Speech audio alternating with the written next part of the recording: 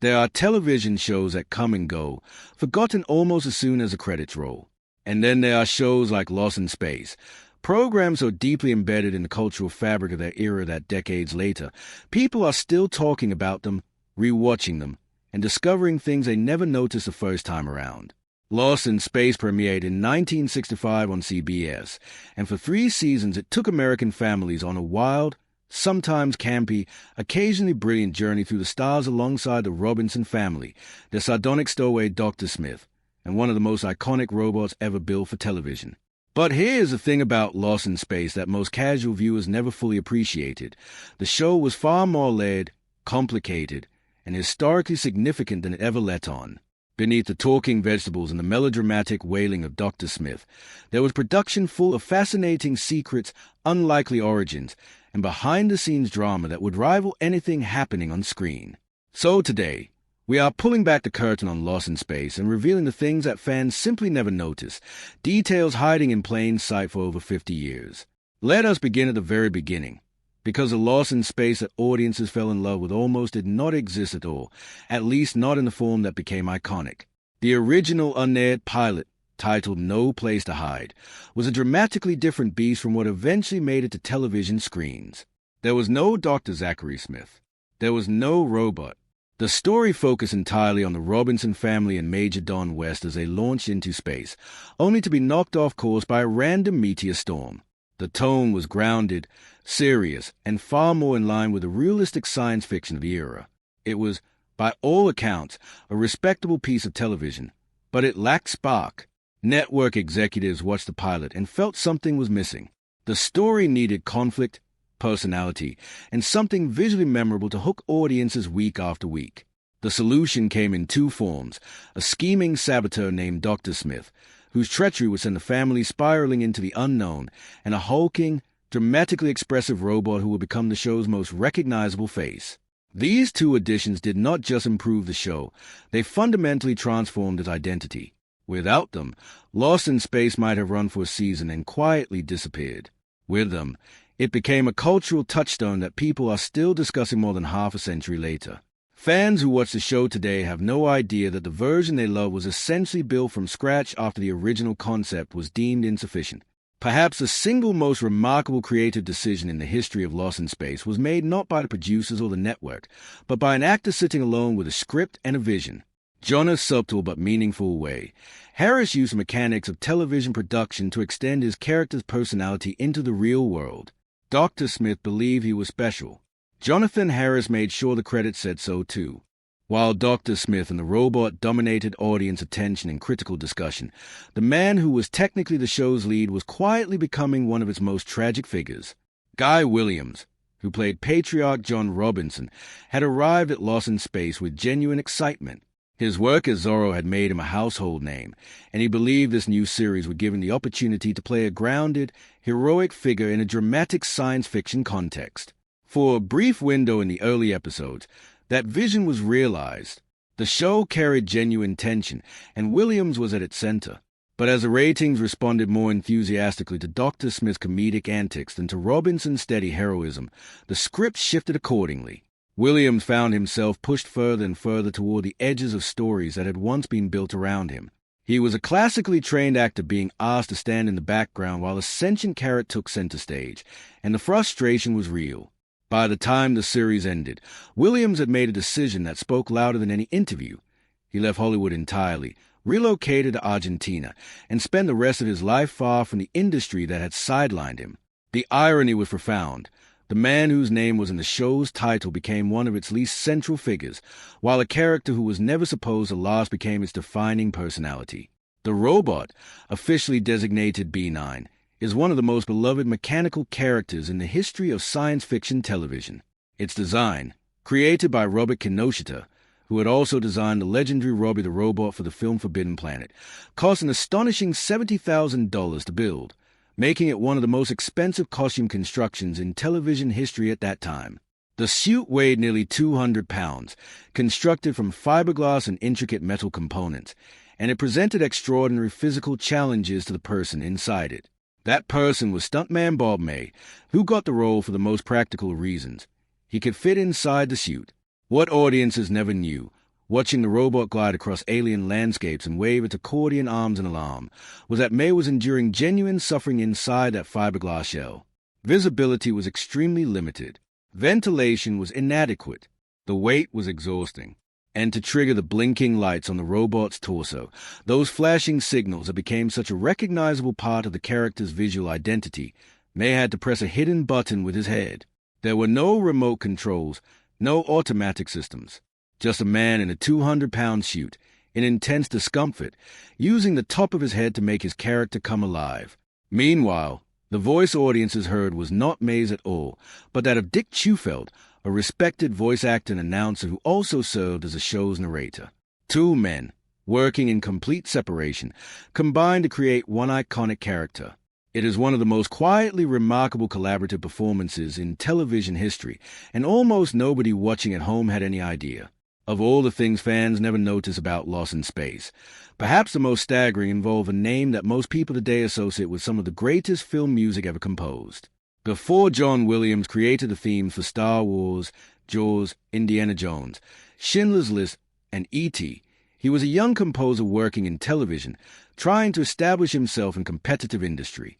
He was 33 years old when he was hired to compose the theme for Lost in Space, and what he delivered was remarkable for the era. Rather than relying on the thin electronic sounds that dominated science fiction scoring at the time, Williams wrote grand, sweeping orchestral music with genuine cinematic weight. The theme had drama, momentum, and an emotional scope that seemed almost excessive for a weekly television adventure about a family lost in space, but that apparent excess was precisely what made it work. The music elevated the material around it, lending even the most ridiculous storylines a sense of epic consequence. In episodes where a talking carrot threatened the crew or Dr. Smith threw himself dramatically onto a convenient surface, Williams' score insisted that something genuinely important was happening. Fans absorbed this quality without ever consciously identifying its source. They felt the show was more serious than it often deserved to be, and the reason was the music playing underneath it. The man who would go on to define the sound of modern cinema spent part of his early career making a campy space adventure feel like something worth taking seriously. Most fans watching Lost in Space today have no idea they are listening to the early work of a legend. Lost in Space presented itself as an original science fiction concept, but its roots stretch back much further than most viewers realized. The show was actually based on a 1962 Gold Key comic called Space Family Robinson, which itself drew inspiration from an 1812 adventure novel, The Swiss Family Robinson, about a shipwrecked family surviving on a deserted island through ingenuity and cooperation. This means that Lost in Space was, in a genuine sense, an adaptation of an adaptation. Producer Irwin Allen struck a deal with the comics publisher to use a family concept, and the core themes of survival, resilience, and family unity traveled seamlessly from a Swiss island in the 19th century to the alien planets of the future. The connection runs even deeper when you consider that Allen himself later returned to the original source material, producing a 1975 made-for-television movie titled The Swiss Family Robinson, starring a young Helen Hunt, that stripped away all the science fiction elements and told the original story in a straightforward survival drama context. Allen was, in a sense, orbiting the same story throughout his career, returning to it from different angles across different decades. Lost in Space was not the beginning of that journey. It was simply the most spectacular stop along. Here's perhaps the most consequential thing fans never fully appreciated about Lost in Space. The show's very existence altered the course of science fiction history. In the early 1960s, two very different science fiction concepts were being pitched to American television networks. One was a family-oriented adventure series about a group of space colonists lost among the stars, what would become Lost in Space. The other was a more philosophically ambitious concept about a starship crew exploring the galaxy and confronting ethical questions about humanity's place in the universe, what would become Star Trek. CBS chose Lost in Space. NBC picked up Star Trek. Both premiered within a year of each other, and their fates diverged dramatically. Lost in Space was a bigger initial hit, drawing strong ratings and capturing the family audience that Allen had targeted.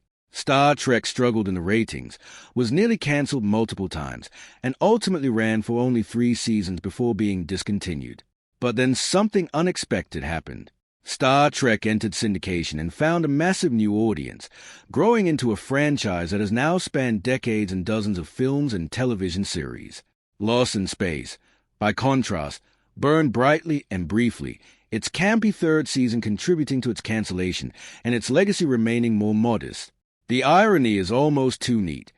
CBS made a commercially safer choice and watched its competitor become one of the most influential entertainment franchises in history. Fans who love Lost in Space are often unaware that the show's existence may have directly shaped, or delayed, the world's relationship with Star Trek. No discussion of what fans never notice about Lost in Space will be complete without addressing the episode that many historians believe helped seal the show's fate. The Great Vegetable Rebellion aired in the third season and featured the Robinson family encountering a sentient, human-sized carrot named Tybo who threatened to transform the crew into plant life. The writer reportedly attempted to conceal the script from Jonathan Harris before filming, apparently understanding on some level that the episode represented a creative low point that even the show's most committed performers might find difficult to defend. The production had originally planned to include a live llama in the episode, an animal that proved entirely uncooperative on set, spitting at cast and crew until it was written out of the story entirely. The episode aired just 1 week before the series finale, and its extraordinary absurdity seemed to crystallize everything that had gone wrong with the show's third season: the relentless escalation of campiness, the abandonment of even minimal dramatic stakes, and the sense that the creative team had completely lost its footing. Whether the episode directly contributed to the cancellation is debatable. What is not debatable is that it stands today as one of the most memorably strange hours of television ever produced, a monument to the kind of creative chaos that can only happen when a show stops caring whether it makes sense and simply starts doing whatever cares to it. Lost in Space was many things simultaneously: a charming family adventure, a campy comedy, a creative battlefield, and an accidental incubator for some of the most important talent in entertainment history. The things fans never noticed were hiding everywhere: in the credits, in the casting, in the music, in the history books that recorded what CBS chose not to do. The show that most people remember as a cheerful relic of 1960s television was, behind the scenes, a place of genuine ambition, occasional brilliance, and fascinating human drama. And perhaps that is the most remarkable thing of all, a show remembered primarily for a robot warning a boy about danger turns out to have been full of secrets worth discovering. The danger, it seems, was always in underestimating it. There is no verified, authentic public information about Melissa Gilbert's husband Timothy Busfield being convicted of any crime. Writing a script claiming he was convicted and that Melissa Gilbert exposed him will be fabricating false allegations about real, living people, which could be defamatory and harmful. I'm not able to write that script as titled.